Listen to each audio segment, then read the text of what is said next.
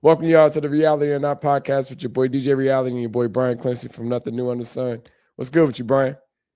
Hey, blessed and impressed with the life God gave me. What about you, sir? Oh man, I'm cool, chilling like a villain last name Macmillan. How you feeling? Up in this bitch early in the morning, about to get in.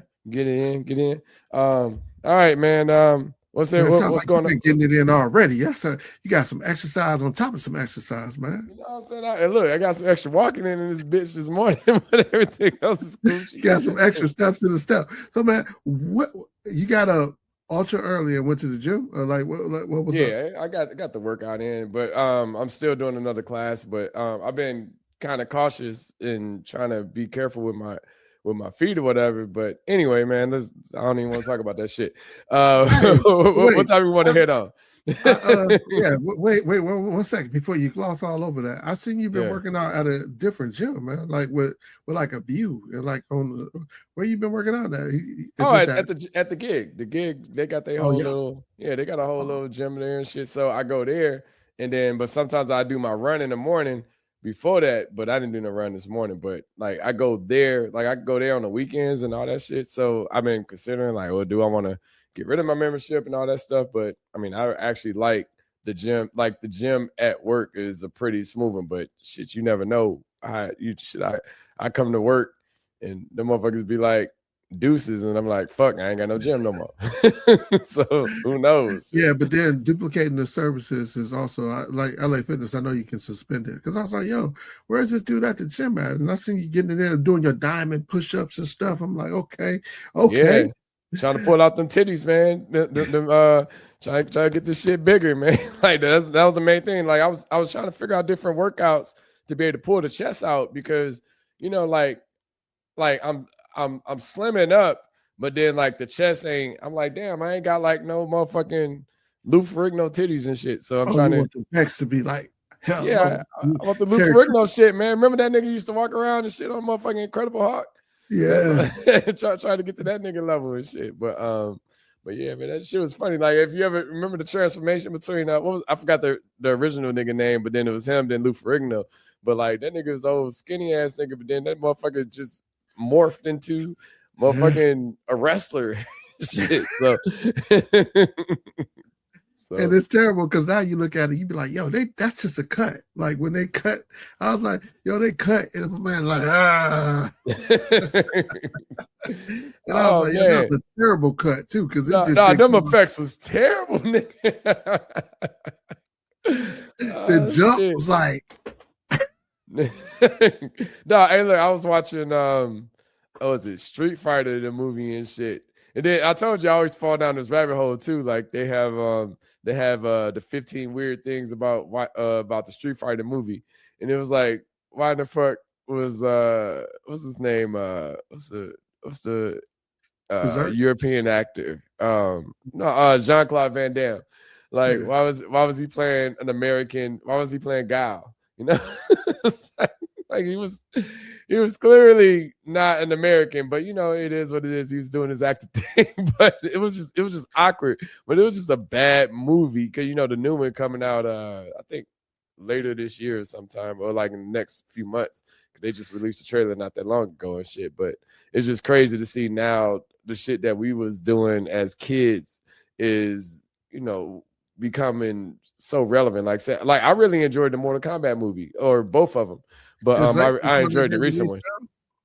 I enjoyed the recent one. It was actually pretty cool because it wasn't they weren't really trying to. The difficult part about movies now, in general, to have a movie is how invested you become into a character, right?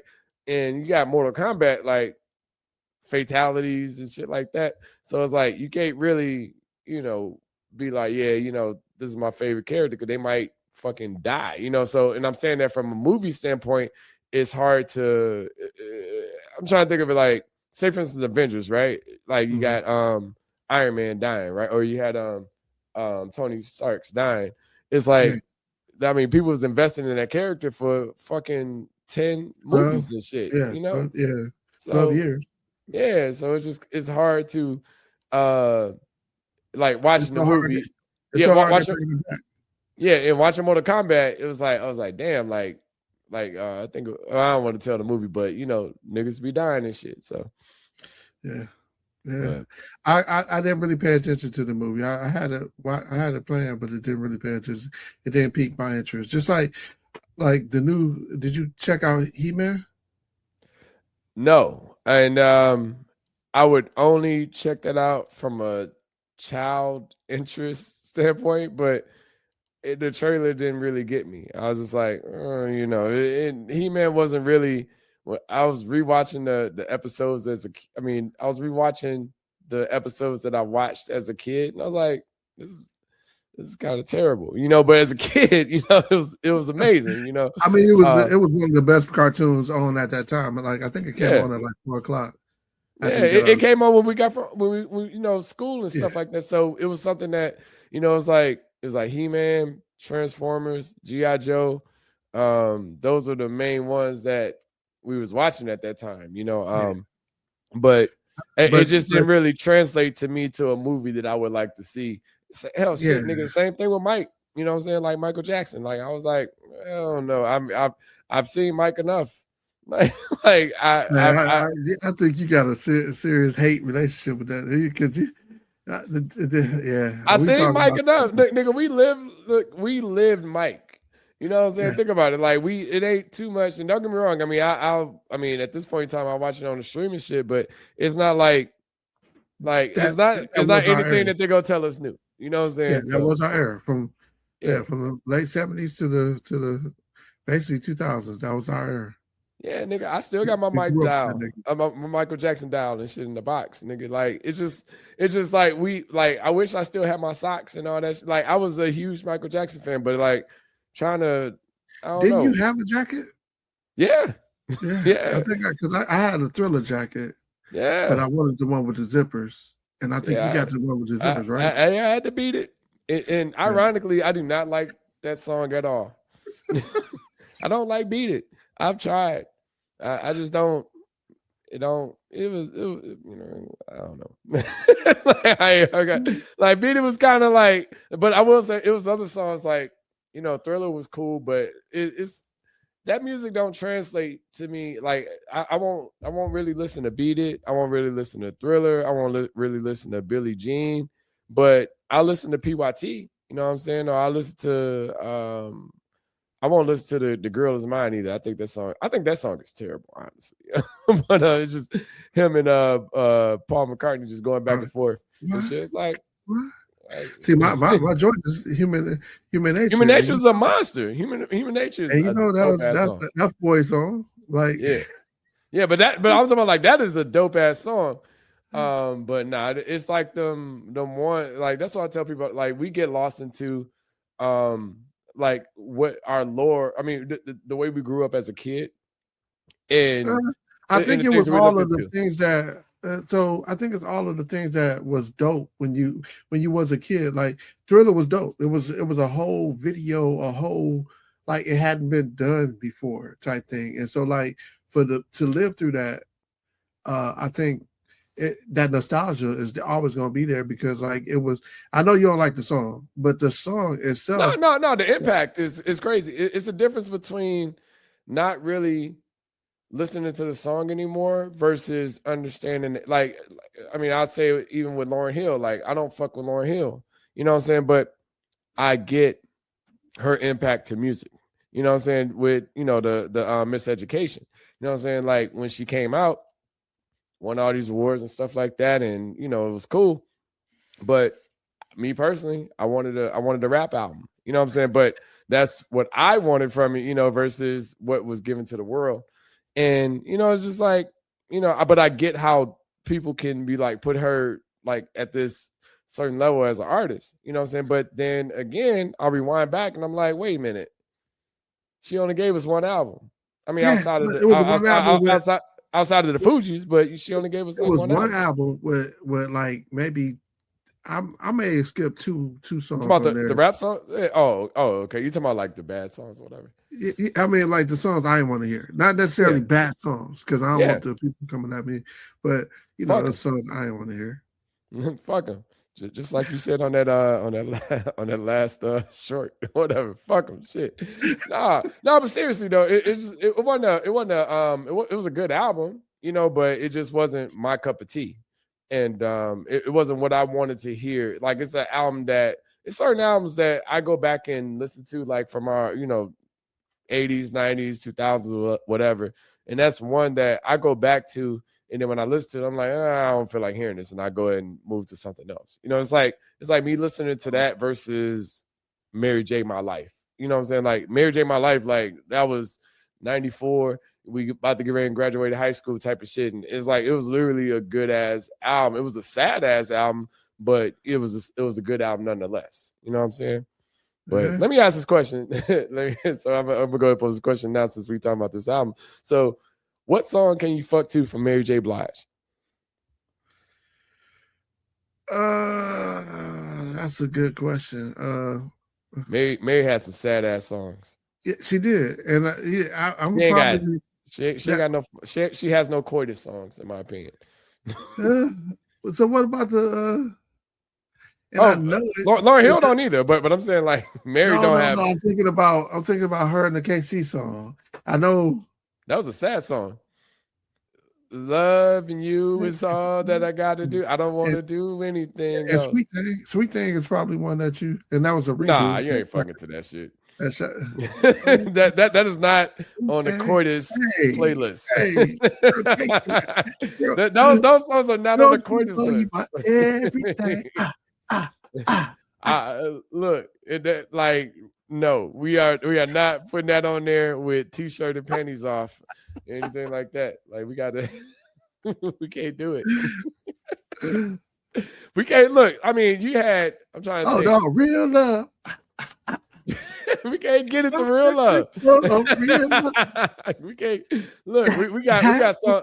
Look, we got a guy that we could like niggas to put like "Piece of My Love" on there, but on their playlist. But that is really not a song for that. But it is what it is. It was that last one. Like, hey, I'm gonna give you a piece for you to remember me because I'm gonna be out here in these streets. Yeah. You can't have all of me. I'm not totally free. I can't tell you everything that's going on. Baby. There's a few things in my past that should not be explained, but maybe stay with me for a little while. Hush. Just a little while. No questions asked. Just lay back and relax. Oh shit, them niggas on some shit. I mean, Keith Sweat did it too. Like, make it last forever, but he was like, it was only that moment he wanted to make it last forever. It was not. No, what's funny about that? People always say, like, the newer music, is not as is more in your face and da. I was like, nah, it was in our face, but we just didn't understand it. And like as a kid, when we was listening to music, all I want to do is zoom and zoom, zoom, zoom, and your boom, boom. Like we were singing that shit like a motherfucker. But it was just these niggas talking about. I had to buy that record because I DJ. Yeah, it's just an awkward song to even mix. You always have to. Yeah, that's one song, and then it didn't make it song. Zoom to the zoom. That's a song that rubs me the wrong way, like Johnny Gill. That's funny. Oh shit! No, I'm not a zoom zoom boom boom. That was a weakest song on that album, and I can't believe that it got so much play. I mean. Yeah, that's funny. That bothers me. That nigga, we had some, and that's finding the balance, right? We had some good music and we had some bad music. I mean, like, and I think this is a great song, but like, say for instance, intro, "Come Inside," like this nigga is literally talking about coming inside. Like what are we talking about? It was a double entendre that was like, yo, because he at the first day he was like, let me in. You know what I'm saying? But when you listen to the album version, like that nigga's literally for like at the end of the song for like maybe two. Let me come inside. Yeah, they was wilding out. It was an 8-minute song, dog. Yeah, it was all the and the dude died from AIDS. So like, yes, he did. Which is man, that was one of my favorite dudes. And like, because I remember listening to that last album.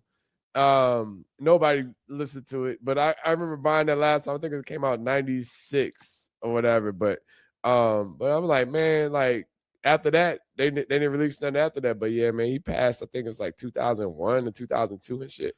But yeah, man. So I'm gonna shoot one out here in the dark because a lot of people, KG from Naughty by Nature, who produced them, just had some dope artists and was he produced intro. Yeah, he produced intro. I did not know that. Intro. Okay. He produced Jaheim. He produced I think it's Brown Sugar, like Brown Coffee. Yeah, Coffee Brown. I'm sorry, Coffee Brown. Oh, he produced them.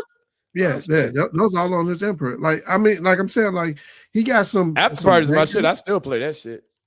Man, after party. Yeah, that's like one of the main Michigan stepping songs and shit. If you listen to that, and if you listen to Just in Case, and you know Next had that same beat on that one song. Oh, you talking about shit? Them niggas talking about they dick me hard and shit and motherfucking. You making it hard for me. Yeah, but all those three songs is the same bass line. I can see that. Yeah, I mean, KG. I didn't realize that. Like, I mean, I didn't realize KG was. I mean, I knew he was relevant, but I know he was that relevant to those specific artists. You know? Yeah. I mean, in the 2000s, like I said, he was behind some music that you'd be like, yo, KG from Naughty by Nature.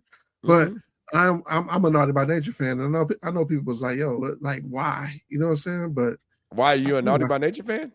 I am. Like no. I'm saying like people are like questioning the Naughty by Nature. It was like Ghetto Bastard. But I was like, yo, if you listen to the whole, like, for one, they used to make music that made you hype. It was like I like that.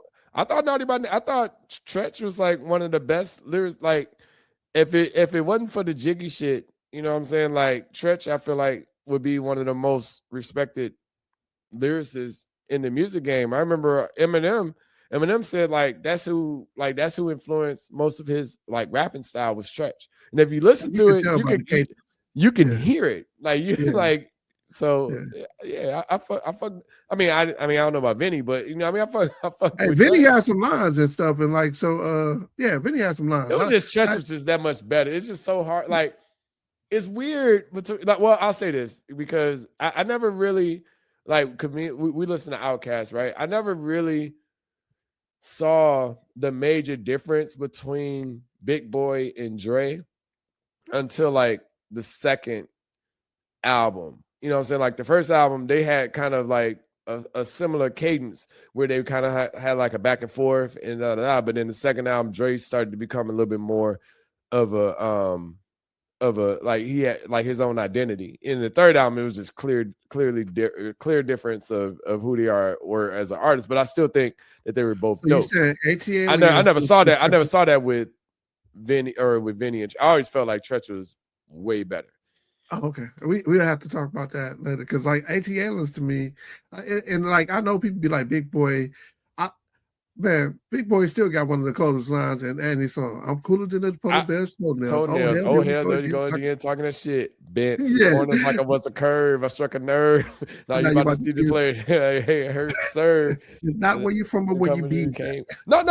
Look, but I'm saying like it was distinguished between them two that they were different, but I still felt like I wanted to hear both of their verses. I got to a point in time I didn't want to hear Vinny at all. I only wanted to hear Tretch. That's what I'm saying. Like I'm not saying like Dre is I really don't.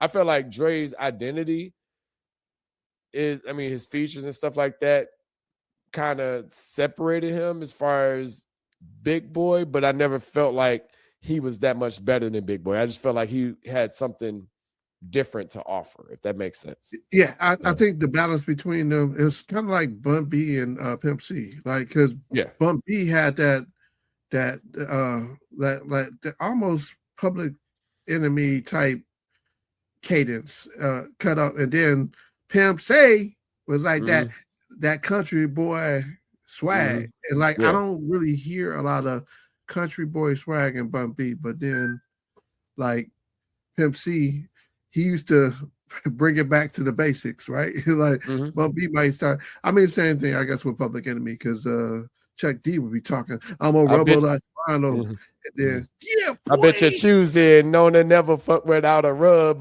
never in the sheets like it on top of the cover. Drive a compressor, top notch hoes get the most, not the less. Trash like the foot for $40 in the club. Fucking up the game, bitch. You get no look. Like I fuck with Pimp C. Like Pimp C was I fuck look. And it's like I can't really say, in my opinion, like I can't really say Bun B is better than Pimp C or Pimp C is better. I like them both as a collective. I remember was it Pocket Full of Stones, and I think you had the soundtrack, and I remember hearing that. I was like, damn, like who are these dudes? Like that was literally our first hearing and shit, you know.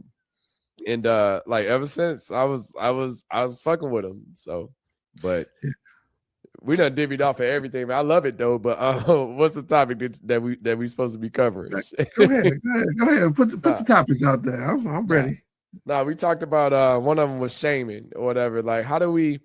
I think it's interesting that, you know, we want people to be who they are, but we want, like, now it's quote unquote, like, say if you have kids, right?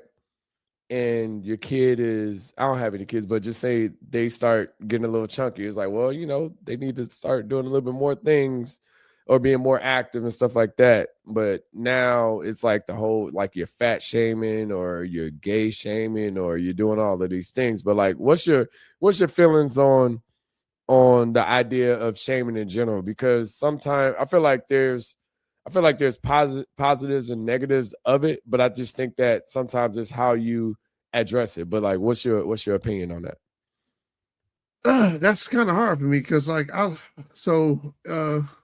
growing up, like I grew, like my mom was young. I didn't have a lot of, we didn't have a lot of money. I remember fourth and fifth grade. I grew out of my pants halfway through the year, right? And these motherfuckers was talking about me bad, Sean. They was like, Brian with the floods. And then I messed around and got some Pro Wings that was like Adidas, but had the fourth stripe, right? And I was like, yo, like these are like Adidas, but what you don't remember as a kid is like Adidas ain't Adidas. I didn't make fun of you, did I? I don't know, but no. I'm asking because I remember. I mean, I'll let you keep going, but I remember Marani. I remember Marani. We was. It might have. I can't remember if you was there or not, but I remember walking and he had. You remember the Jordan 2s, and the Jordan 2s don't really have like no Nike sign or anything like that on it. So so it's really hard to.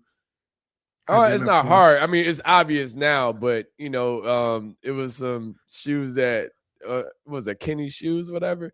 In the mall, they had some that looked like Jordan 2s, and I remember I know you didn't pull up the pants. It might have been what's the dude that I saw at the trail, right?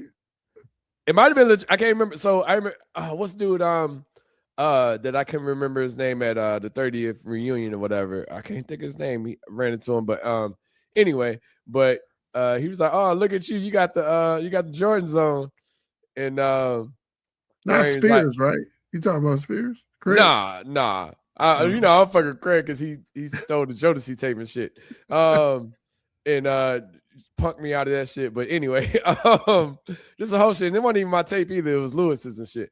But nigga, he was like, man, he pulled up his pants. He's like, man, them ain't Jordan 2s. It's like, and then I was like, man, it's cool, man. Like, he's just wearing the shoes that he got. You know what I'm saying? Like, it wasn't nothing he can do. You know what I'm saying? Like, it wasn't like niggas gonna take shoes off and just throw them in the, like, I don't know, man. Like, I never really, I mean, I might have made fun of the shoes in general, but if somebody had them on, like, I wouldn't. That's why I was like, so is that shaming? You talking about what the nigga did for pulling up his pants? What y'all did to the nigga? I didn't do that shit, nigga. Like that nigga pulled up his pants. If you co-sign and laughing that nigga out of there, no, I didn't. And what I'm saying is, but I'm saying I responded with, no, man, that's his shoes. Like that's what he got. You know what I'm saying? Like I can't talk about a nigga, and that's, but at the same time, thinking about it, like I ain't going into, what was that store? Was that Payless? Yeah, that was Payless, right?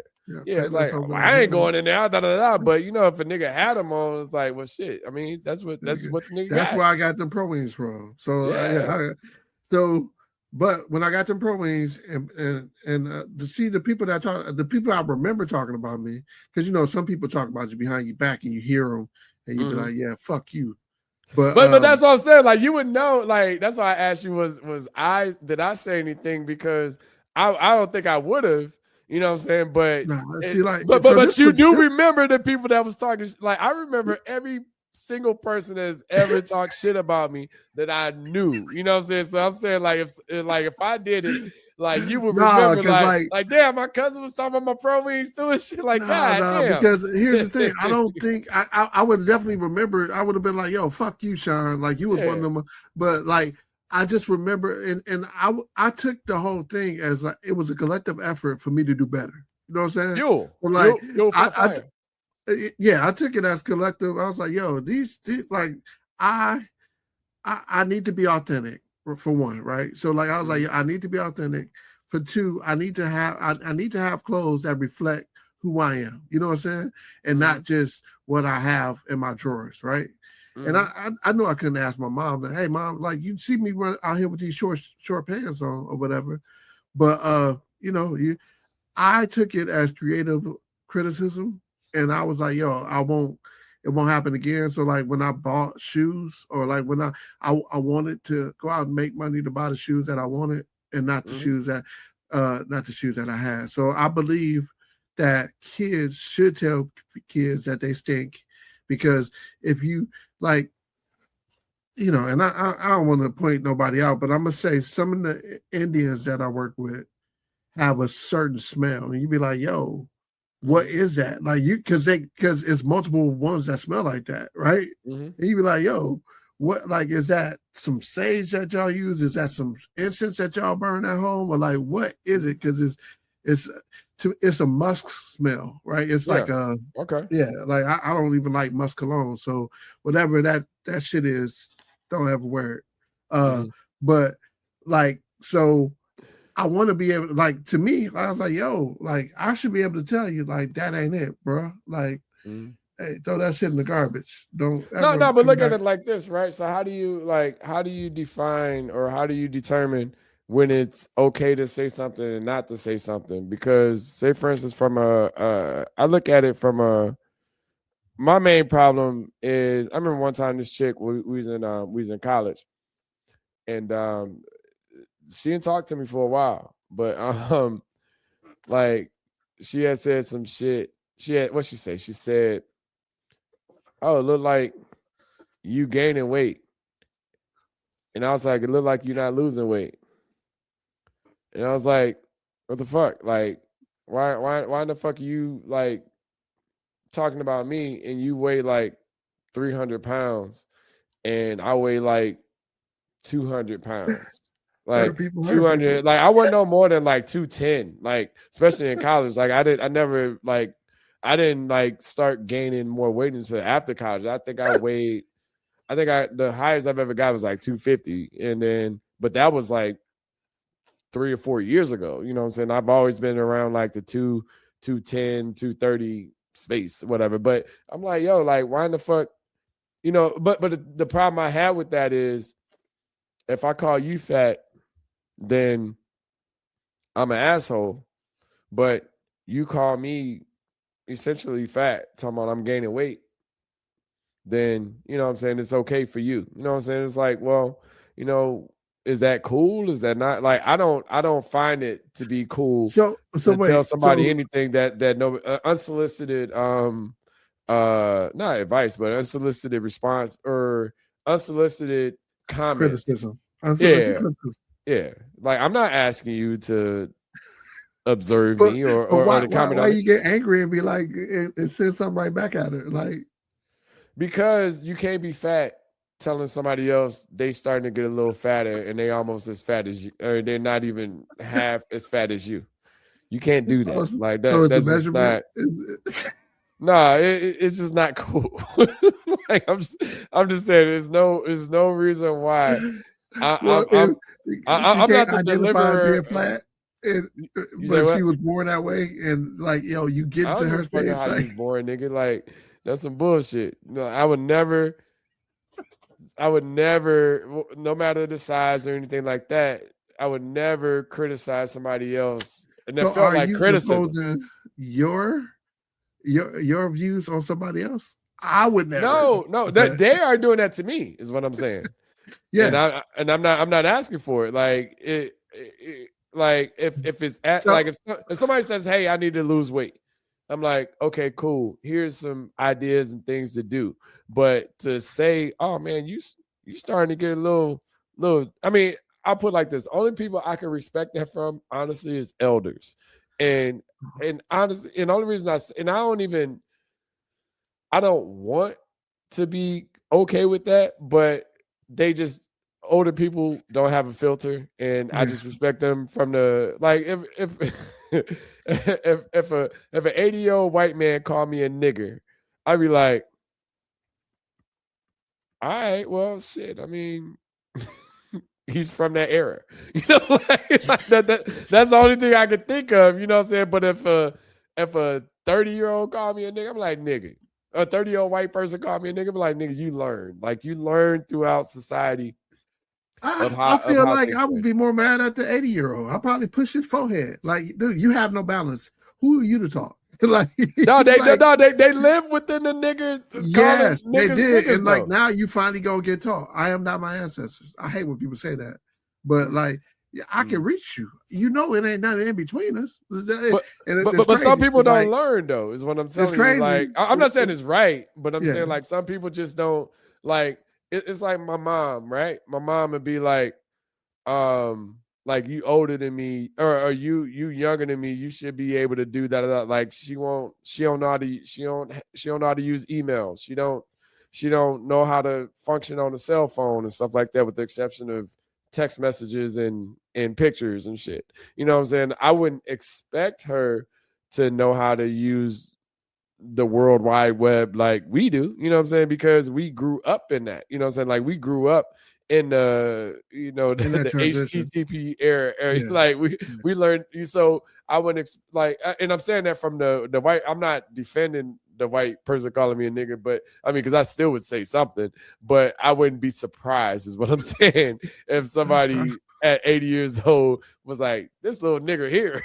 Like, I can mistakenly knock him down and not feel bad about it anyway. Like, I know you can do it. No, you can look.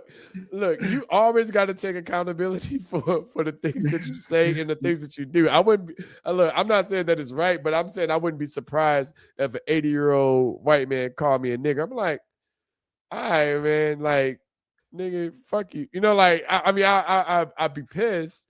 But at the same time, I'm saying I wouldn't be surprised, you know what I'm saying? Because they're from that era. Like, they're not, I mean, dog, the civil rights movement is not that long ago. You know what I'm saying? Like, it's only a generation ago, right? Yeah. It's like, literally, we was getting hit with water hoses. Was in the civil rights. Yeah, we was getting hit with shit, man. Like, our grandparents was in the Jim Crow era. Nigga, you know what I'm saying? Like, that's crazy. You know, nigga, we still got sundown towns, you know, like, we not that far removed. So I'm saying, like, if a 30-year-old called me a nigger, I'm like, all right, like, I mean, what the fuck? Like, what are we talking about here? But I mean, you saying a 30-year-old should know better, and 80-year-old shouldn't know better? I'm saying that I wouldn't be surprised. No, I'm just saying I wouldn't be surprised that if I heard it from an 80-year-old versus a 30-year-old is what I'm saying. Yeah. I think once you get older, I think your filter just gets less caring about what other people think about you, because so if they say niggas, shit. So and I guess that's my whole point, because you start these little niggers making video, like I'm like, what? Yeah. I mean, but like, to go back to your subject, I think as you get older, you realize that other people's opinion don't matter. Like it don't feed you, it don't do nothing for you. So like at the end of the day, you just be like, shame. Like that's why I used to trip at like the Game of Thrones. Shame. I don't give a fuck. Whatever. Like you can hate me for whoever you are. Cersei was like, fuck y'all niggas, and it blew all them motherfuckers. She started crying, dog. Like she was like, no, but I mean, you got to think. I mean, that's all these people don't like me. Shame. But you saw she flipped that shit up and just destroyed all them niggas. Just blew all them. She got that haircut. Up. It was like she blew all them motherfuckers up. She's like, and that's why, like, that was it's funny that you bring it up. That was the first time, because her and Jamie fucking this shit was like the first episode, and I was like, wait a minute, brother and sister, I don't like this. You know what I'm saying? Like, and that was the first episode. So and then they pushed Bran out the window. So it's kind of like, so that first episode. So these dudes are douches. Like, and they were douches the whole fucking series. Like even like she was when her son King Joffrey was doing all that crazy stuff. She was like, yo, you need to will this back. Like what the heck is wrong with you? Like, but she kind of ushered him into that position, is what I'm saying. Like, it was good that Tywin was. Yeah, it was good that Tywin was there, like, to make sure, like, Tywin was like, nigga, like, I'm your grandfather, nigga. Like, this. Hey, it was an episode where Tywin sent that nigga that nigga sent the king to his room. It's like, hey, I think you should go to your quarters for the night. I was like, damn, this nigga sent the motherfucking king of the kingdom to bed. That's when you know where real power lays. You know what I'm saying? Like, sometimes Tywin was that nigga. I fuck with Tywin. So the whole shame thing, especially when you get older, like, you're like, yo, whatever you say, don't make none. And then when they start turning people against you, like, so to get back to the story about so like when I wore the Pro Wings and when I wore the pants, I really felt like it was my job to do better for myself, right? And I can't hold nobody else accountable for it. So I don't think it's anything wrong with kids pointing out that people should bathe. They should have good breath. You know what I'm saying? Like, there's things that we gotta tell people what's wrong with them, because if they keep going around not knowing, like, they really look bad. You know what I'm saying? So like, I don't see. I tell people all the time, kids is honest because they don't have to worry. Like, it's between kids and grown people that left all that gave all fucks. Like, that's when you get the real perspective of who you are, and we got to get away from this. Oh, that's just how society works. No. Are you condoning bullying? I don't see, and that's the hard part, because I don't think it's bullying. I think it's like, hey, dude, you stink. You need to know you stink, and you need to do something about it, right? It's bullying when it's like, I'll beat you up because you stink. So it depends on its levels to the shit, right? And I feel like that's mid-level bullying, but I do feel like that teaches you. I mean, like I said, I actually not fully condone bullying, but I do feel like kids' honesty forces you to be better within society, because that's just what it is. Like, if you don't receive that when you're younger, then it's masked as an adult. So you said with people smelling and stuff like that.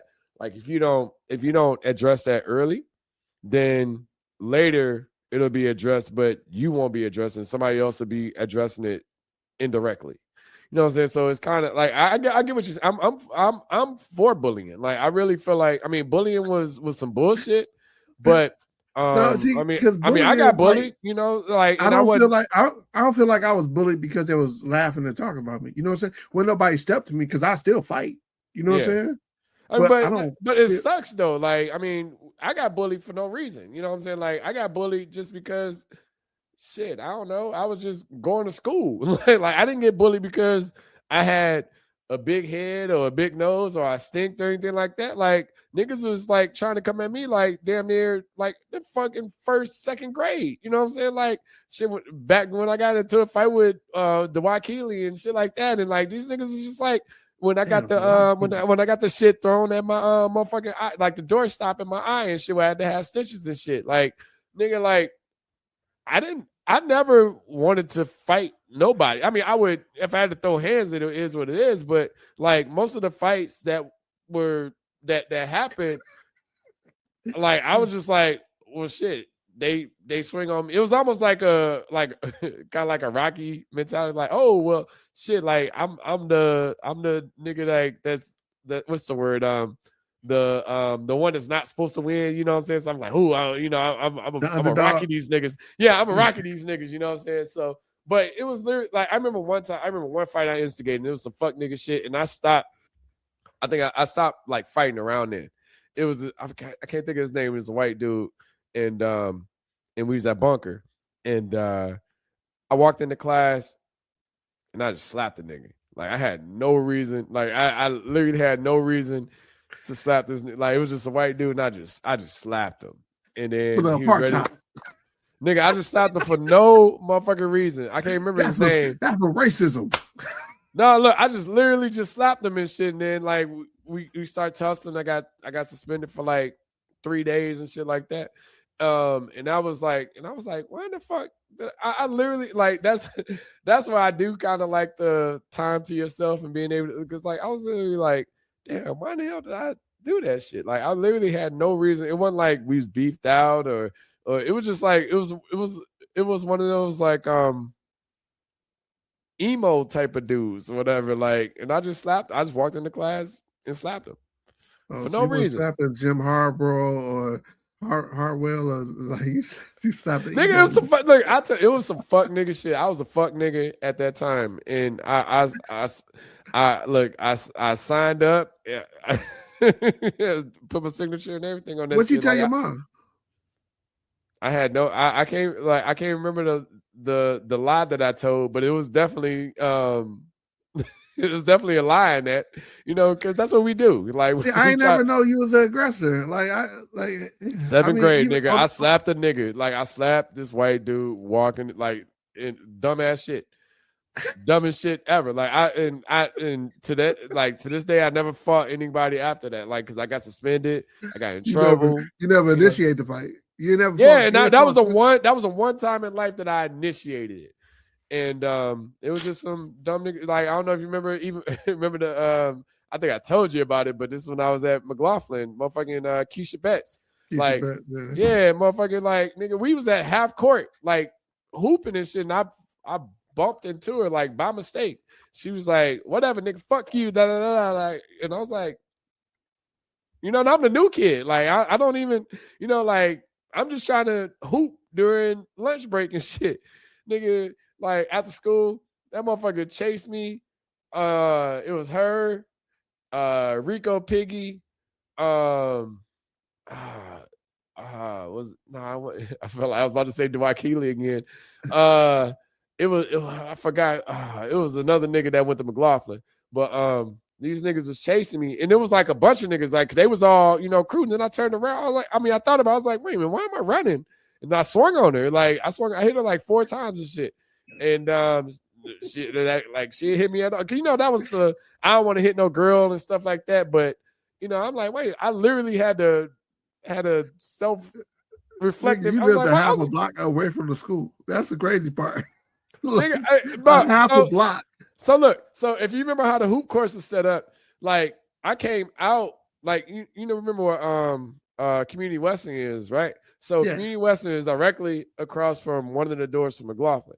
My class was the last classroom, like by that door. So when I came out, a straight shot across the parking lot. Yeah. So literally, when I walk out, I would go by the basketball courts, then walk like maybe half a block. Then I made a right on Leahy, like I was at the crib. So I come out, and then I'm walking, and then it's like just a bunch of niggas like just start chasing me. So I'm like, shit, I didn't know what was up. So then I started running, and then I realized is her. So then I turn around, and then I hear they tried to grab me too. It was I forgot it was Rico Piggy. I remember that specifically, nigga. Like Rico Piggy, and it was another nigga, but I remember Rico Piggy because I ended up being cool with Rico. But like they tried to grab me and shit so she could hit me, and I shook them off, and then I hit her like 4 times or whatever, and then they all came out, like the teachers and stuff like that came out, and then we all kind of just ran off. But then the next day, the motherfucker. I'm walking, so mind you know where my crib is at, or the old crib is at. So I'm coming down Leahy, and then I'm walking like it used to be a the baseball, or was it a baseball field or whatever? But whatever's in the middle of McLaughlin. Yeah. So I'm walking, then I'm walking around that like little circle. Then motherfucker came with a knife. Like started chasing me. Nigga, I ran straight to the police. I ran straight to the principal and shit, and then I got suspended. She got suspended too, but for the fight yesterday. You got suspended for the fight yesterday, not for what you did. But I didn't initiate the fight yesterday though. Like I was literally trying to get away from the motherfucker. Like I said, I don't ever like. It's always the idea of I don't start it, but I finish it type of shit. Like, but I got suspended on some shit that I ain't even like want. Like I didn't want to hit a girl, and I didn't want to even fight her. You know what I'm saying?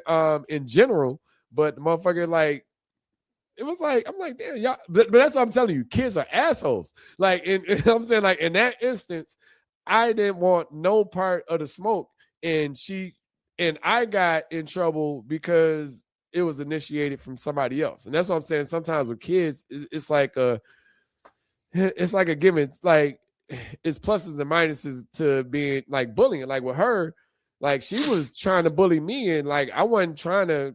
Like at that point in time, like nigga, I'm 6th grade. Like I don't want to fight you. You know what I'm saying? I just want to. She 5th grade, right? Nigga, I just want to go home and watch Transformers at 4:00. Yeah, right. It's a girl, nigga. I don't want to fight no girl. Like, nigga, what the fuck? So, but yeah, bullying sometimes can be good, but I feel like so you equate shaming with bullying? Is that what you're saying? Yeah. I wouldn't say that it's like 100% like one-on-one. Yeah, 1-on-1, but definitely bullying can be a form of shaming, you know, as an adult and as a kid. To wrap this up, I think that shaming or people pointing out and laughing at people for their shortcomings is messed up. But I also think that people could learn from it too. Like the world is never cut and dry and never even.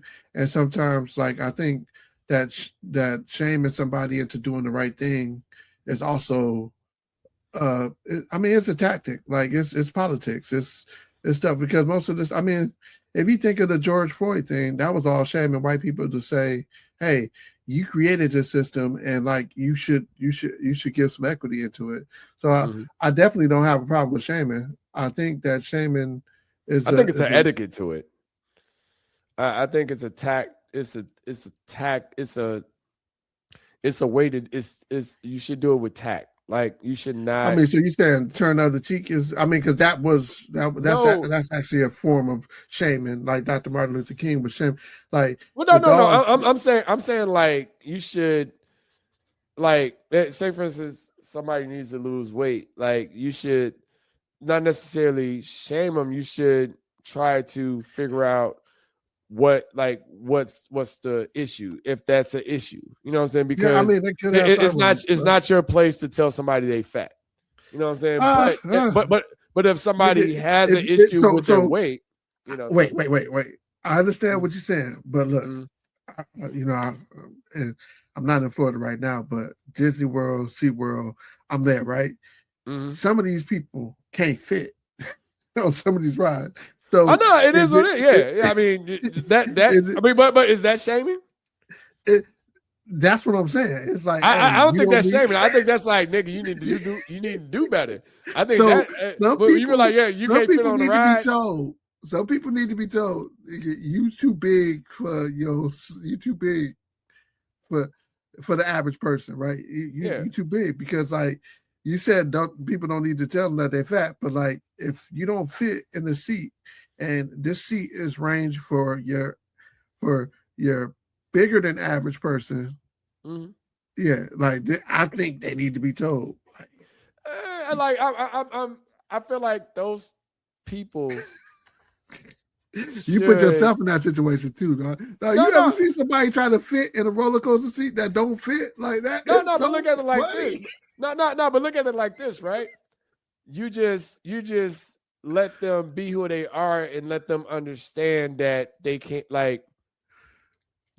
do those things. Like say for instance, Ed, right? Like we say Ed is a bigger person, right? He's our best, one of our great friends, whatever. Like I don't think Ed is gonna be like, I'm going to try to get on the roller coaster. You know what I'm saying? Like Ed be like, well, shit, nigga, I'm a big nigga. I ain't trying to get on the roller coaster. You know what I'm saying? But to tell Ed, be like, oh, nigga, you fat. Like I would never tell Ed that. You know what I'm saying? Because like, I mean, he's a bigger dude, and you like from a physical presence, you could be like, oh, well, he's a fat person. Like, no, okay, cool. If that, but I'll never be like, damn, nigga, you like I never go on him like and be like, well, nigga, your ass can't fit on the roller coaster. Yeah. You know, you know what I'm saying?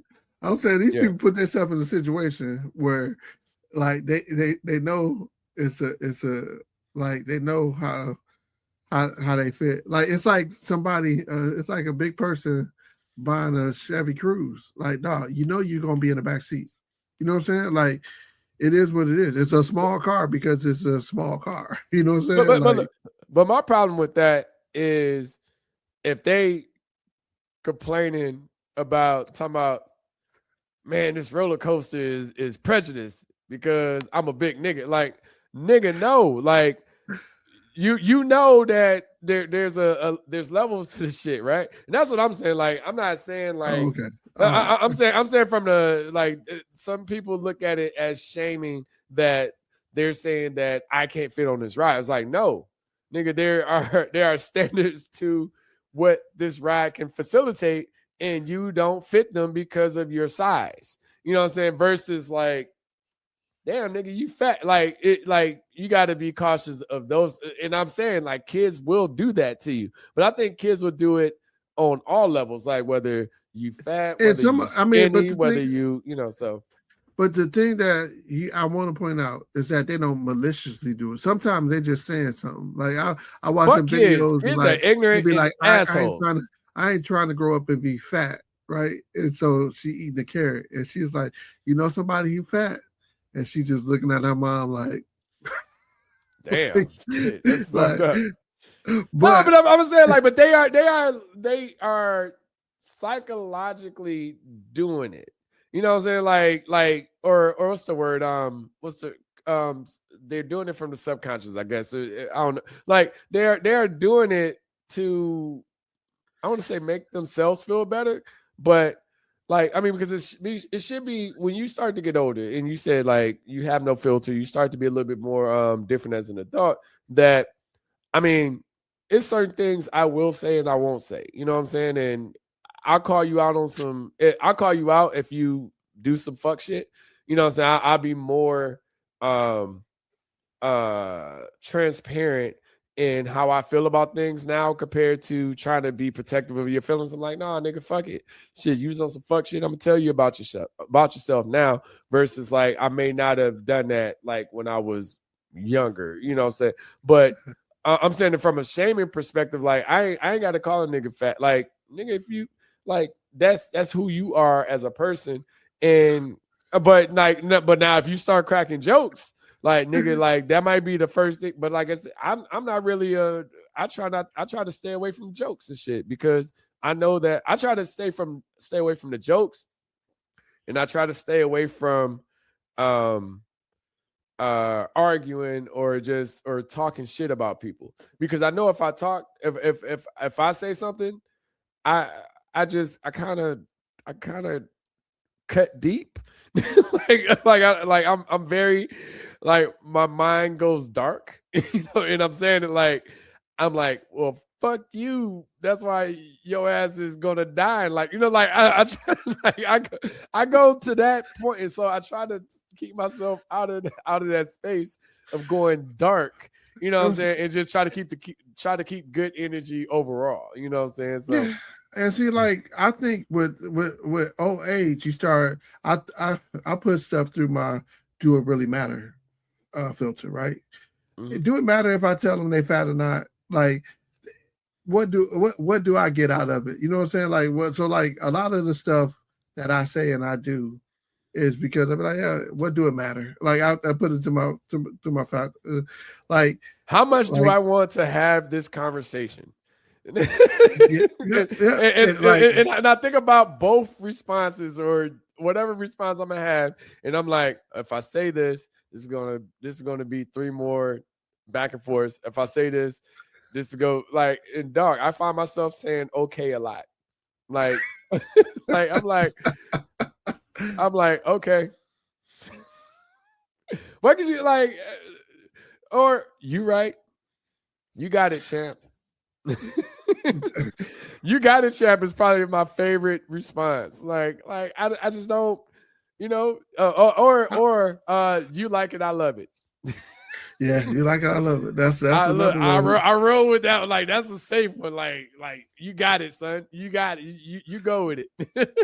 Yeah, I mean, the crazy stuff. Like, like even at the reunion, which is almost a whole year ago. You started to think, like, hey, is it worth it? These low level people that don't want to pay but want to come and show up, is it worth it to me to say something about it, or just be like, yo, they are who they are? Okay. So I am of the ilk of, I will say something and then because it's like sometimes in that, like, some people, you're not trying to get over. I'm not gonna let you get over on me. And if you go get over on me, I'm just gonna let you know, and then I put it on you. You know what I'm saying? Like if I tell you, like, hey, look, like, I think I ain't gonna say the person's name, but I was like, well, you can go over there, because the one thing that bothered me the most was when you telling me about you getting over, like, it's not anything that I hold personally, like, because it wasn't like I was the owner of our class reunion or anything like that. Yeah. But when you tell me directly, like, well, shoot, I ain't even paid, blah blah blah, I was like, well, to contribute to what we doing and to pay for the stuff that we got going on, why don't you just go over there and pay Brian right now? If I tell you that you don't do it, then it's on you. If I don't tell you, then it's on me. And I feel like because I feel like it's, I have the, not to say the filter, but I have the power to, I have the power to voice that. And if I don't voice that to you, then I feel like I held something in, but then I'm gonna hold some energy towards you versus, hey, look. But so now what's your energy like when you know he didn't do it? You said what? I said, now what's your energy like when you know he didn't do it? He a fuck nigga. Like, I just don't like, and that's cool. And like, see, it's certain fuck niggas in life. Like, and like, I put them people in the box, and they're like, okay, cool. I won't invest in that. Like, but the thing is, I know that fuck nigga shit, they won't ever do abide by what, because I forgot the amount that it was like 130, 140. Yeah. So it's like they'll never, like, it could have been $25. It could have been $50. It could have been $10. Like, I just know that from a fuck nigga perspective, I won't ever invest in thinking that they'll participate fully in that perspective. So, and see, and like I want to give this some context, and like if you listening, this is strictly for you. If you've been like you ain't ever bought a house of your own, you and your parents' stuff, you had a job for 20 years, and you can't afford $125, you're not really on my level. So like I can't even say you try like the getting over part is ludicrous to me because I'll just pay for you to eat because you dog you ain't been nowhere. You ain't done nothing. You like like I feel sorry for you. You know what I'm saying? No, like, no, hey. but I mean, but that shit happens from a family perspective too, nigga. Like I couldn't get niggas to pay for the motherfucking family reunion. Dog, we only charge $25. Yeah. I mean $25 for food. And so now you Friday, look at these people. Saturday, liquor, Friday, Saturday. I rented out the hall. You know what I'm saying is you look at these people, the overall thing of it is you look at these people like, yo, y'all some low level people, right? Like you just said that you can afford $25, right? Yeah, but like, that's what I'm telling you. Like I put people in that certain box to be like, okay, that's what that type of, because I have to like not necessarily that I have to respect them, but I have to. I mean, you see who they are. I have to let them be who they are and then go from there. You know what I'm saying? Because other than that, I feel like I'm fighting every person in the world. Like, and it really bothers me. I'm like, bro, like it's $25. And like I said, I mean, I can't speak to someone's expenses or anything like that. But I'm like, bro, like you go to the store, you buy weed, you buy drinks and all that stuff, and you spend that money, but you're unwilling to spend that within the family of like we're feeding you, coming together and getting together, feeding you. Yeah, we're feeding you for the whole weekend. We like I bought liquor for everybody. I was like, and I never do that. Like I only buy liquor for myself. You know what I'm saying? Like fuck that. Like we all got to put in on that. But I bought liquor for everybody. And we had shirts made, you know what I'm saying? So there was a cost. I've seen family reunions where they charge like $100, $200 for each person. You know what I'm saying? Yeah. I just wanted you to essentially, the idea of it was to buy a shirt and that got you everything for free. You know what I'm saying? See, like what? My point, and I want to delineate. My point is that you look at those people as being classless or being who they are and never want to invite them to anything else because of who they are. And you know who they are. So like the disservice is to themselves. So why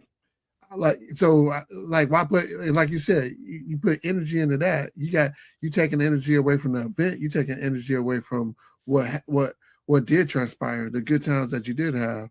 So I really want people to think, like when you really doing stuff like that, and you like if you can't contribute, that's one thing. If you can and you just don't, then you showing people who you really are, and you just a nobody with no class, and you're not my boy. You're not somebody that I would kick it, and you family, but you the family that like in the scheme of the reunion, you family, but you somebody. I mean, because of blood, nigga. Like some people ain't, you know. Like, I mean, you got a purpose because them same people you can call and be like, "Hey, I need you to ride with me to do this and do the dumb shit." I don't put faith in niggas that I can't trust. You know what I'm saying? I think it comes like I literally think of it as, look, I'm doing this for everybody. I'm like, and that's how I look at it as a whole, as a family. Like, I mean, it was people like, why I gotta be $25? I'm like, what? Like, you're not paying. Them the same people I'm asking why you wanted to be free. But the thing is, it's like, okay, like literally there was a venue, you know, it was a venue and we had food. So somebody has to pay for that. Like it either came out of my pocket, it came out of Squid, it came out of Sydney's pocket, it came out of Tone pocket, it came out, it came out of family's pocket. You know what I'm saying? Like, was you expecting me to pay for it all and just tell y'all to? I mean, my biggest gripe, if anything, was that it was in the hometown. So I said it as in, yeah, this nigga, I lived in Chicago at that time. You know what I'm saying? Like I had to drive from Chicago to the crib to do this shit. You know what I'm saying? Like, I couldn't get nobody at the crib that wanted to do it on a consistent basis. You know what I'm saying? Like I had shit, nigga. I had shit with my mom that I wasn't fucking with. You know what I'm saying? Like my mom had my mom did some shit. She went on and got her own goddamn shirts made. Yeah. I'm like, nigga, what? Like that shit hurt. I'm like, nigga, what the fuck? like she wanted to wear it 2 days, man. 2 days. No, nigga, like, I mean, people don't like just because they older don't mean that they don't be on some fuck shit either. You know what I'm saying? Like I tell people all the time, like, just because you get older, that don't mean like you mature. You just get older. Like you just age. You know what I'm saying? Like some people, like I've grown from being a child and stuff like that, and having a certain way of thinking, shifting that, pivoting that, just based off of life and experiences. But some people, and that's why I love people for who they are. And I try not to say, well, they need to transition. They need to do this, da, da, da. Like, no, I like people to show me their true colors so I can put them in certain spaces as the way that I deal with them.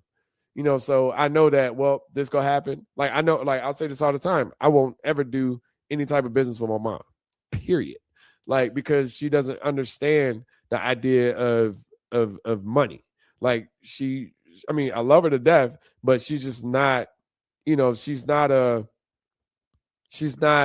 business savvy. She's more so like, she looks at money a little bit. She looks at money differently than what I do. You know what I'm saying? Or she looks at business differently than what I do. You know, like, and I think sometimes people, and it's not just her. I think some, like, say for instance with DJing, right? Like some people look at DJing as a hookup, or I was like, no, that's my job. Like, people like, oh, well, I want to da da da. And I was like, no, you can show up, you can have fun, but I'm DJing. I'm here for my job. Like, this is how I make a living. If I don't, outside of, my regular career gig, but I was like, this is another form of discretionary income that I want to keep.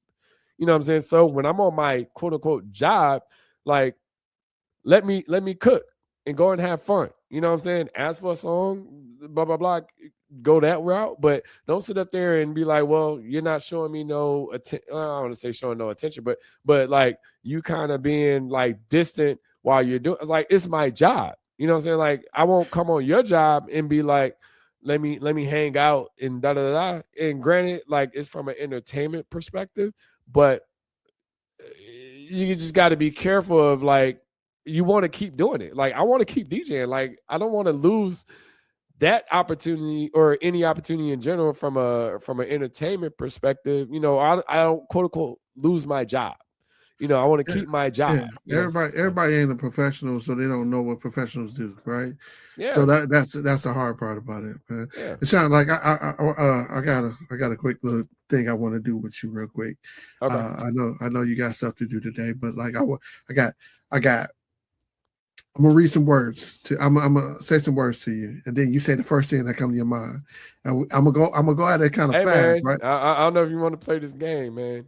Like, I'm gonna go at it fast because I want you to just come out. I have a foul mind. I'm just telling you, it's all good. Like, it's all good. We'll talk about the responses. Like, titties, ass cheeks. I'm telling you, like, wow. I'm not totally. What's your boy? What's the nigga from? That's a big bitch. No, Robert De Niro from. Was it Robert? No, not Robert De Niro. The nigga that was good at card counting. What's that nigga name? I can't think of. The Rain Man. You talking? Yeah, about, Rain Man. Yeah, like I'm not totally him, but nigga, like, some of the bad words come out. But anyway, let's go. I'm with it. All right. Teacher. Hose. This nigga, hey, it's supposed to be like the first thing that comes to your mind. You thought he's like, okay, just be free. All right. Golf. Hey, look, I told your ass. like my mind is crazy. But keep going. Golf. Sneakers. Biblical. God. Shoes. Love them. Safe. Me. Family. Everything. Hierarchy. People. All right. That's it. You ain't got no other ones? No, I was, because these were some ones I was. Yeah, you went. So teacher, right? Why did that? What? Why did hoes? Why was it? I don't know. Yeah. That was the first thing I thought of. I don't know. So the first thing that was the first. That was the first word. Like what? No, I mean, professor. Did you equate it like? No, look. I'll say this right within. It's weird for me that I see like the way I see education now, like where I'm at now versus where we were at as kids. I'm like, some teachers, like one of my favorite teachers was Miss Cotner. I had her third and fourth grade. Yeah. And I felt like she taught me a lot. She believed in me. She was behind me. I want to know if she's still alive, but anyway, she seemed to be a genuine person. But then it was other teachers that I felt like, as a quote unquote good kid, wasn't like pushing for us. You know what I'm saying? That's why I say hoes. Like even to the college level, like they weren't really like. I had to fight and fend for myself. You know what I'm saying? And like I ain't gonna be like I had to do I had to come out the mud, get it out the mud and stuff like that. But at the same time, it was like, nigga, like it felt like nobody, and teachers were the ones that I kind of like tried to gravitate to, like to be able to get like, oh well, not what's the word? Not justification, but more so just try to get confirmation. Like I didn't really get that, in my opinion, until senior year. You know, which is crazy. Like, cause senior year was like of high school or senior year of senior high school. Yeah, senior year high school. I mean, cause I don't know if you remember, but like I ended up getting student of the month. Like, was it the month of May? Like right before we was about to graduate and shit. You know what I'm saying? Like that was literally like I'm like, God, validation. That's the word I'm looking for. You know what I'm saying? Because I was catching it from. I'm like, nigga, how in the fuck I play a fucking instrument, you know what I'm saying, for your organization, and I get a C grade. You know what I'm saying? Like I'm literally participating. This is just participation. Like, did I suck? You know what I'm saying? So it should always be an A. You know what I'm saying? And granted, it started to pivot towards always be an A. It should not like you're participating. It's like being in gym. Like gym, you should. If you're always not getting better, then I don't think it should always be an A. Like it should be an A if you're getting better. Like it should be if you B. suck. Participation is a B level, right? Yeah, A is being no. that You should achieve. always get an A. No, I'm saying like if you are was it one band, one sound? Like if you are a part of the organization and you're participating and you're doing all of the things, you're not late. You're always doing what's being asked of you, then you should always get an A. Like it's I mean, if you go into hell, even if you not doing everything that you're being asked of you, like say for instance from a gym perspective, like well, you know, maybe I don't like swimming, or maybe I'm afraid of water. You know what I'm saying? So I mean, but I still should get an A because y'all made me take this class as a part of the curriculum, but I'm afraid of water. It's like, so do I get a B or a C because of my fears, or do I try to like push through the fears and be frustrated for the rest of my life for something that I didn't want to do, or I'm traumatized from trying to swim and I knew I didn't want to do it. You know what I'm saying? Like, so like teaching to me is always kind of like, you know, I try, like, not even from a like direct teacher or anything like that, but you know, I feel like a lot of people teach the wrong things to people. Like, say for instance, mentoring and stuff like that. Like sometimes we try to teach, or some people teach the wrong values based off of what we've experienced. And I'm like, yo, like try to teach specific values. Don't try to teach people, the way that you did it, because the way that you did it might not be the right way. Teach values. That's tough for me, because my pushback is that, like, people be like, yo, I voted. Dog, you voted. If you didn't know who you was voting for, what you was voting for, and you just went in there and voted, I give you a D. C, I give you a C. You didn't fail. You went in there, you exercised your right to vote, even though it wasn't an informed vote. C, you got a better understanding about most of the but you don't know the proposals, you don't know the judges, you don't know whatever. So I give you a C. B is A. You go in there, you know who's on the ballot, you know who you voting for everything, and you did your civil duty. A, maybe you say, hey, not only do I vote, but I'm getting somebody else to vote. I'm helping somebody else find a, like, I don't feel like just showing up to vote gives you that big sticker. Fuck you. You voted for all the wrong shit. No. I mean, I see what you're saying, but that's building a criteria based off of your expectations. Like, so that makes it a little bit more difficult. Yes, like, yes. But like, but I'm saying those are your expectations versus like to go vote in general. Somebody should be voting. Like, even if they didn't, because I know for me personally, I get to I'm at this point in life, I can't know everything. You know what I'm saying? Like, and like, say for instance, we did the runoff, because it was such close voting in Georgia. Nobody got more than 50% of the vote. Yeah, so that happened like 3 weeks ago here, and I was like, what the fuck I'm voting for again? Like, I was exhausted, and then it was some people that I knew some, but it was others. I'm like, who the fuck? Like, I didn't realize, like, once I got to the ballot, you know what I'm saying? Like, I didn't know all of the names that was on the ballot. You know what I'm saying? But I look at it from the standpoint that we can't know everything. You know what I'm saying? Like, if you know a lot of everything, then you're the master of none. It's like you get. It's like you're trying to do it all. But that ain't so. And my point with that is, like, going back to the band. Like, I think I had. I was in orchestra, so I didn't know nothing about the band until my daughter was in the band. And you talk about, I went to band camp 4 years in a row. I was one of those band camp. You went as a counselor, or not as a counselor? Yeah, as a chaperone. So I had my own cabin, and it was different because, like, I had never seen it in my life, and I had never seen that regiment.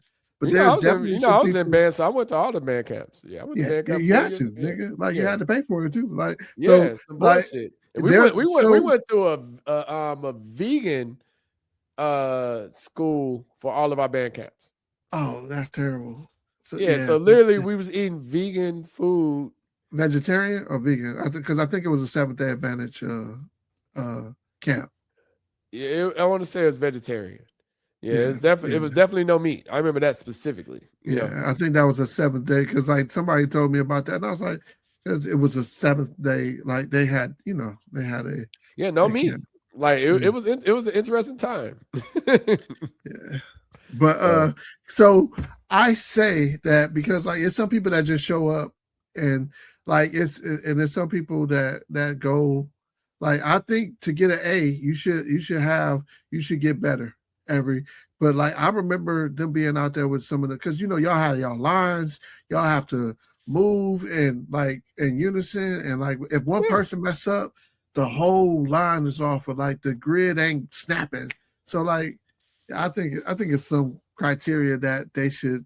I don't think everybody should get an A for showing up. But I'm saying, like, if you're a fuck nigga, is the only reason why I consider you should get less than an A.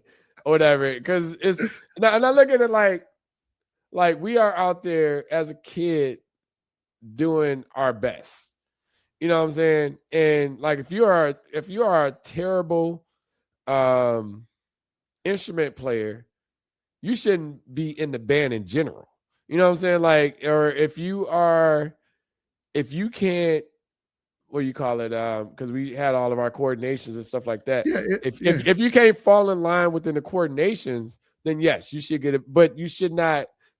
Everybody that's in it, it's literally one band, one sound. Like, the whole idea was a drum line, but like it wasn't as if you're disrupting. Like, if you're fucking up what everybody got going on, then that's the only way I consider you should have less than an A in that. Like, it's not necessarily a participation point, but it's just like being on the hoop squad and saying like, well, everybody play their part if you make the team. You know what I'm saying? So you should be everybody don't get paid the same though. Yeah, yeah. Sure. I mean, that's the. So that's all I'm saying. No, but I'm saying, but the thing is, from hooping versus like being in the band, we are all participating. Versus like hooping, like you got your top 5 players, and then the other players get in where they fit in. Yeah. You know what I'm saying? So that part has levels to it as far as what you're contributing to the team. But in the grand scheme of things for band, you are all participating, whether you are highlighted or whether you are, you play a small part. Like you say I don't know. You definitely highlighted, because if you fall or if you misstep and jack everybody else, like I've seen dominoes. I was like, yo, that's crazy. Yeah, I mean, look at it like this. What's the quads, right? I say as a percussion, like you say the quads, you'd be like, oh, well, the quads do more effort on the drums than the bass drum. You know what I'm saying? Where you just boom, boom. You know what I'm saying? Or the trumpets play louder and have more intricate parts than the tuba. You know what I'm saying? But you are still participating. You're playing your part. And that's what I'm saying, like from a band perspective, like that's what I'm saying, like one band, one sound, where everybody should be. Is no reason why. I feel like if you're grading me, like you even said a B. If you're grading me less than a B, then you just don't fuck with me. You know what I'm saying? Like, and I'm like, if you're a C, then like you really not doing. You're not really living up to your potential. Like you actually regress in this. Why am I in the band at a C? You got that option to leave. So, and then our band looks so weak now, it's terrible. But now, when I said golf, you said shoes. What? Mm-hmm. You got golf shoes? Mm-hmm. Why? To go golfing in. I don't know. Shit. I got shoes for everything. Have you ever been on? Look, if I have 500, I don't know how many I got. But if I have so many shoes, it should be I have a shoe for everything. I should have shoes for church or dressing up. I should have shoes for tubing or whitewater rafting. I should have shoes for it should be no reason why I'm scrambling to figure out, okay, what's some good hoop shoes to play ball in if I have all of these shoes. Like I have a shoe damn near I don't have it for all things, but I have a golf pair of shoes. I have basketball shoes. I got cleats, you know what I'm saying? I got stuff to make sure that anything that I want to do as an activity I can do. Okay. All right. Now, when you said safe, you said me. That's big. Mm-hmm. You safe? Yeah, I'm a safe space. Like, and it's weird because I was thinking in the grand scheme of the world, but okay, so safe space. Yeah, you provide safe spaces.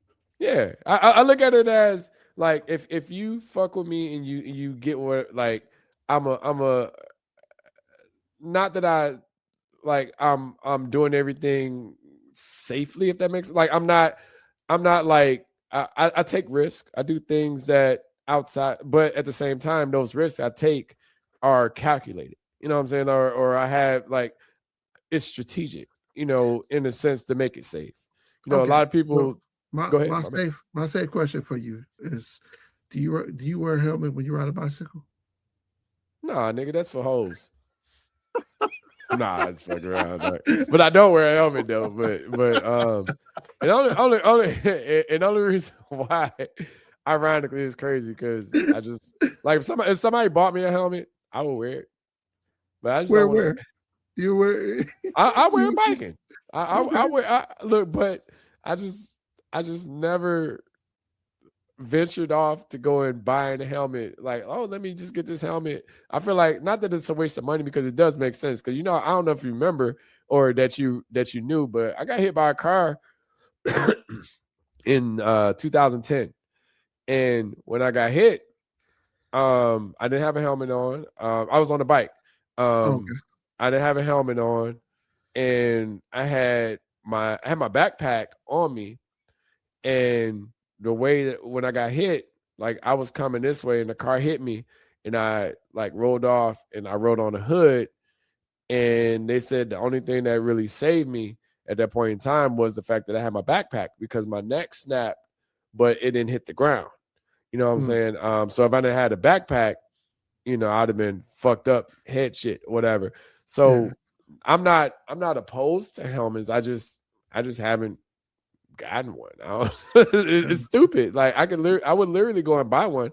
I have no problem with wearing it, but it's just kind of like you know how you be like, I don't want to waste my money on that type of shit. You know what I'm saying? And plus, I don't ride my bike that often. I used to ride it like every 2 or 3 weeks. But when I was in Chicago, I rode it every day. I rode it back and forth to work. You know what I'm saying? In Chicago traffic. You know, so yeah. See, I'm a firm believer, and I'm never wearing a helmet on a bicycle. Okay. And I'll tell you this: I got hit on a bicycle before when I was over my dad's house. Actually, got hit by a semi truck. Got thrown a good 15, 20 feet, and I still made it, right? I firmly believe that, and this is probably me shaming or bullying somebody, I firmly believe if you don't learn how to fall, you're always going to be fucked up. You know what I'm saying? And I know that they told you that if it wasn't for your backpack, you would have been fucked up. But I'm sure as much as we fell, you know, like Sean, you had a big wheel, right? And I don't remember if you remember this, right? But you come around and whip that big wheel because you had the one big wheel that you could move the things with. It was like an elliptical, right? I remember. Remember that joint? Yeah. All right. Yeah. And you would come and you would turn and you would, right? Yeah. Now, so you do a little, a little slide, a little skid out, right? What they call this shit off Too Fast and Too Furious? Drifting. Yeah. Right. Tokyo Drift. Yep. Now, when you stand on Houston, I remember you riding your big wheel, and then I think it used to be a service station or whatever, but it was never nothing my whole life. And you whipped it, and you fell off of it, and you rolled over on your head, and you rolled all the way down. You're just like, dang. You got back on that mug and went back home, and I think you had like scratch your arm, but you was good. You know what I'm saying? Nigga, you knew the tuck and roll. Like you like even at that age, you knew the tuck and roll. I don't feel like the world is meant for like we keep trying to save everybody, dog. Like if it's your time to go, a helmet ain't gonna help you. I'm not gonna discount a helmet just because I was very structured on the way to falling and shit. No, you flipped over. You flipped over. Like you went like I said, I remember this like yesterday. I was at Sabala's house walking towards where you was that turning nigga used to around wear at. boots playing kickball. That nigga used to cheat. Yeah. I was walking down that How way. can he kick it so hard? Because it's boots, nigga. When you skid it, I was like, this dude, and then you tipped the bike over and you rolled over. And I was like, oh, he all right? Because you got right back up and went back on. And I was like, dang, but then you was like, your arm, you had a little road rash on your arm. But yeah, I'm a firm believer in like I'm never gonna wear. Don't waste your money buying me a helmet. Like I wouldn't. If somebody bought me a helmet, I would wear the helmet. All right, so we got sponsorship. I would literally sponsorship opportunity. We put your logo on it and everything. I remember riding my mom's bike down the hill by Nelson, headed to your crib. And I remember braking, and I don't know if you remember my mom's bike used to have a baby seat on the back of it for some reason. But I remember braking, and that shit braked, and that shit went like, that shit was like, ooh, boop. And I flipped straight over the nigga like, oh shit, I wish I had a helmet. That shit hurt. Oh shit! I remember fucking up my chin. I forgot who ramp it was. It was some nigga that had a ramp. We was like trying to skateboard. Oh, Mr. Pete. Mr. P. Yeah, nigga. Mr. P, we was down because remember he stayed down a little bit more, and like he was building a ramp, and I was like, oh, yeah. Fucked up my whole chin, nigga. Like that shit. Like I don't think I got any scars from it now, but I remember like all of this was just fucked up, nigga. Jumped off that shit. Yeah, we used to jump that ramp and like try to hide that shit from like, Mom, what the fuck wrong with she don't curse, but like, what's wrong with your face?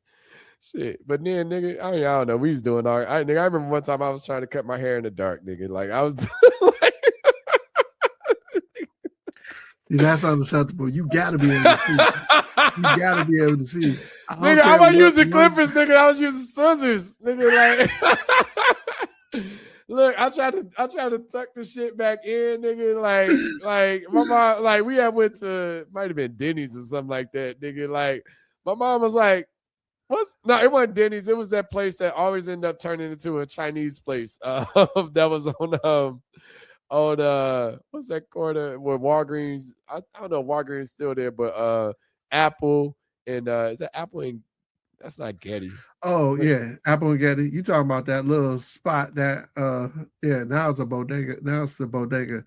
Yeah, I know what you're talking about. Like it's always been like an Asian place. I can't think of the name of it, but it ain't Getty. What's the other street? It's Apple and Getty. Is it Apple and no, I feel like it's right over there by where Dad them used to live, and that Plums used to be there. Yeah, yep. That Asian place across the street. Yeah. And then it was a discount. It was a prescription store, but kind of like it was the Walgreens, but it used to be anyway. But I remember we sitting down to eat. She was like, "What's wrong with your hair?"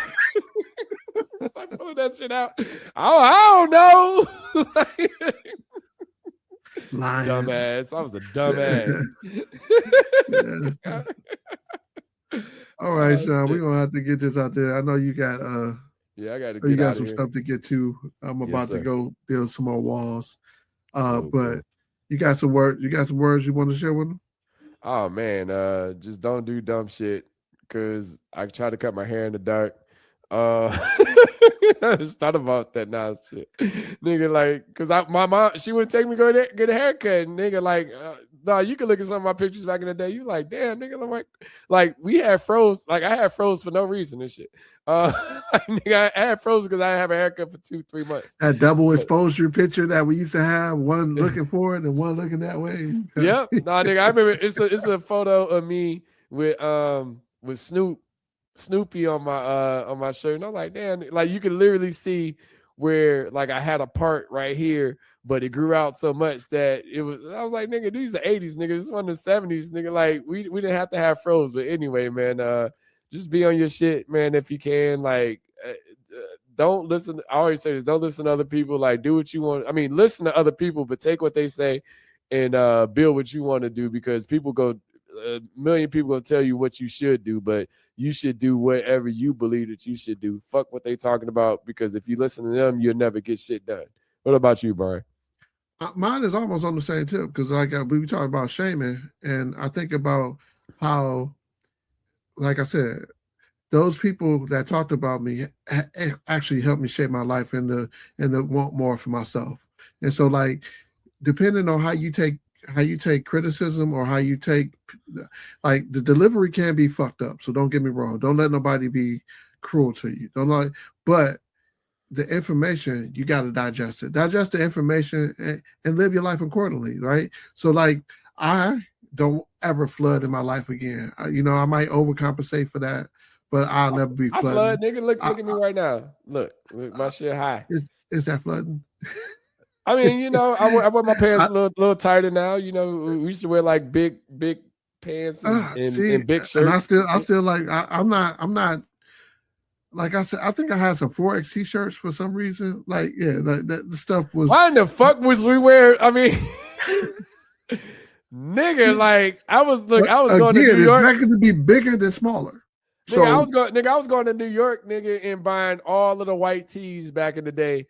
I forgot the name of the street, but anyway, like just buying motherfucking big ass shirts for no. I don't know if it was cash money or being fresh in my white tee, whatever. But nigga, I had 4X and 5X. Nigga, I got a DJ shirt And I don't know why, but that DJ shirt is a 4X. I've never been a 4X. Like literally, like I got 4X FUBU, and I think like I was like, yo, I think I bought it maybe because it was on sale or something. But like, but I literally have that. That's my only leftover DJ shirt from back then or whatever. It's a fucking 4X.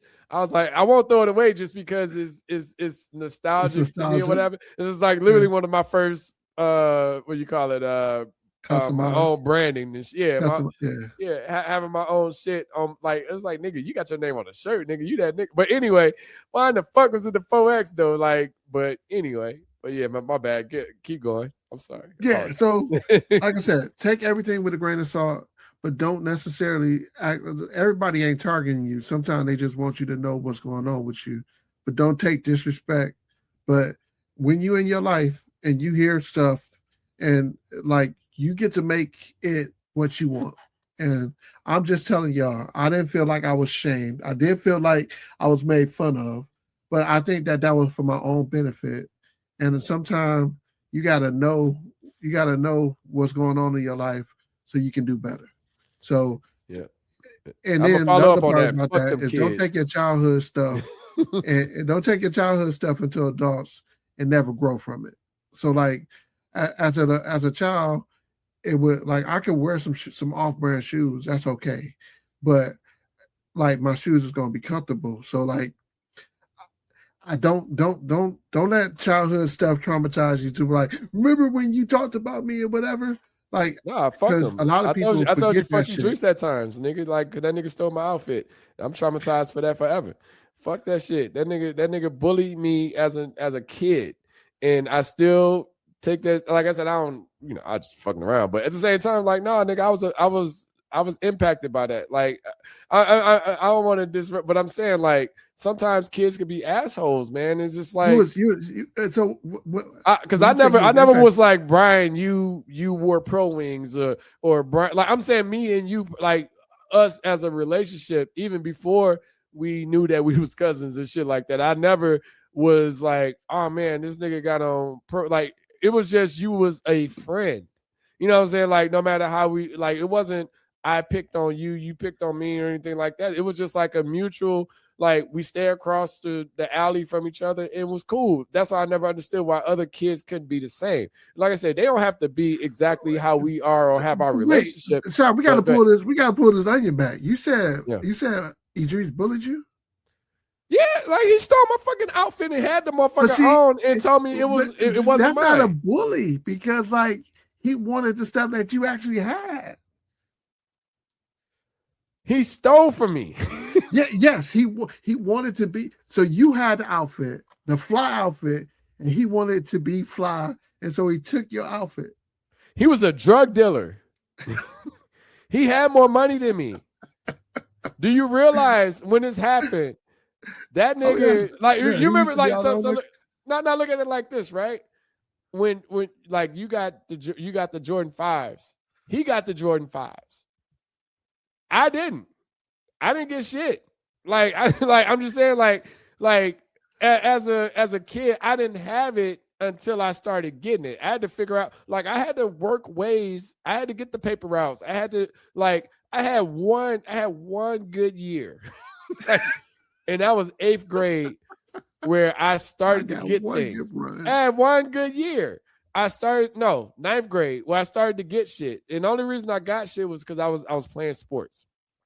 Outside of that, 8th grade, because 8th grade was when y'all got the Jordan 5s and shit. Yeah. You know what I hooped in? I hooped in some motherfucking tennis shoes that was $50.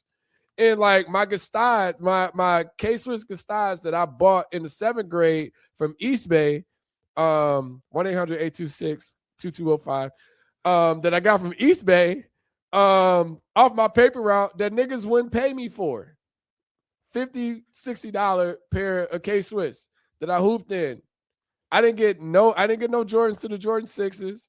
You know what I'm saying? Like, and even when I got those, it was kind of like, okay, I got them because I hooped. And I took them bitches back several times, had Fred take them bitches back several times to Foot Locker so I can have different shoes. I didn't have shit. I'm saying, like, you bully a nigga, like, I didn't have much, you still taking shit away from me. That's what I'm saying. It's just like it doesn't matter. Like I said, I don't hold no disdain or anything like that. But at the same time, it's like when you take stuff or when you talk about people when they're at their lowest is how people are affected. You know what I'm saying? Like, say for instance, like you take, like, say Brian takes $5 from me in the, I don't know, in the 5th grade. Like, I will remember that $5 more than I would remember that I pay a fucking $2,400 mortgage. You know what I'm saying? Just because I was impacted by that $5 at the time versus like, nigga, I just pay the bills at this point in time. Yeah. But when I see Brian, I might think like, damn, I remember that nigga took that $5 from me. So a person robbing you is more impactful than a corporation. Ooh.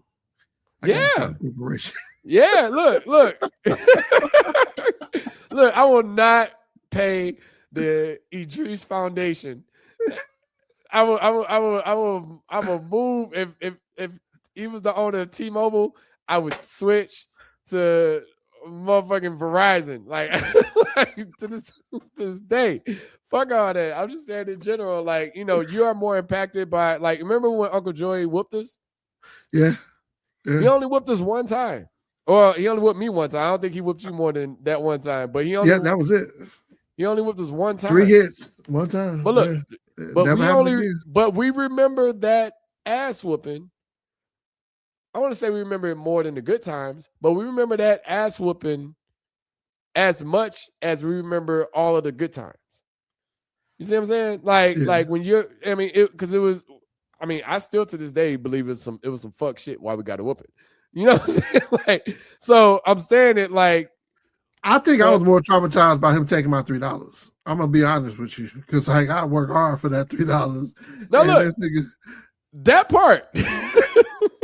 Like, see that? Like you took my money and I got an ass whooping for it. Like that's what I'm saying. Like we remember that shit more. I want to say more, but as much as we remember the good times. You know what I'm saying? Like I can like we had a lot of good times growing up. Being around, like we didn't, like I don't think a lot of people had that access to, like, I mean, it was your pops, but for me to have an uncle that was like, okay, I'm gonna get all of y'all and I'm gonna just take you over. I was talking to Tone about this shit, and Tone and my nephew D, you know what I'm saying? They was like, yeah, man, you was that uncle that was just kind of, you know, you like whenever they come home or whatever and visit mom, I would come and get them, bring them to school with me. Or when I graduated from school, have them hang out with me. We sit there, we play video game, we do all of the stuff. You know what I'm saying? And they was like, huh? The cool uncle.